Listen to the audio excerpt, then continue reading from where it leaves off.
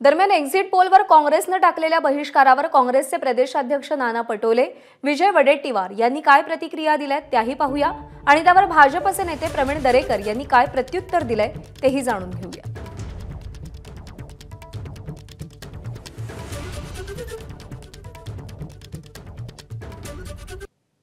या निवडणुकीमध्ये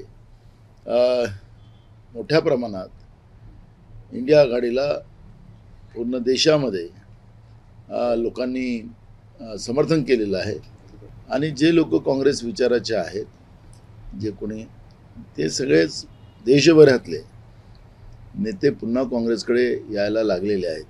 त्याच्यामुळे देशामध्येच आता एक परिवर्तनाची लाट सुरू झालेली आहे आणि जेव्हा हायकमांड याच्यावर जे काही निर्णय घेतील त्या निर्णयाचं सगळेजण आम्ही समर्थन करतो। पूर्ण विश्वास आहे की इंडिया आघाडीचं सरकार देशात येणार आणि संपूर्ण देशामध्ये एक बदलांचे वारे जे आहेत ते फार जोरानं वाहलेत। एक्झिट पोलमध्ये काही येऊ देत, तो कसाही येऊ दे, पण हायकमांडचा आदेश आहे जायचं की नाही, तो हायकमांडचा आदेश अंतिम आहे। ते म्हणतील जाऊ नका तर नाही जाणार, कारण कुठला तरी विचार करूनच त्यांनी निर्णय घेतला असणार।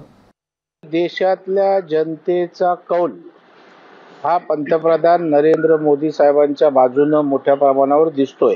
भारतीय जनता पार्टी 400 त्या ठिकाणी पार होईल यात आमच्या मनात कुठल्याही प्रकारची शंका नाही। आता विजय वडेट्टीवार कशाच्या आधारे बोलतात, मुंगेरीलाल के हसीन सपने आहेत। मला वाटतं 340 बोलत असताना तिघांचे मिळून 40 असं कदाचित त्यांना बोलायचं असेल। एबीपी माझा, उघडा डोळे बघा नीट।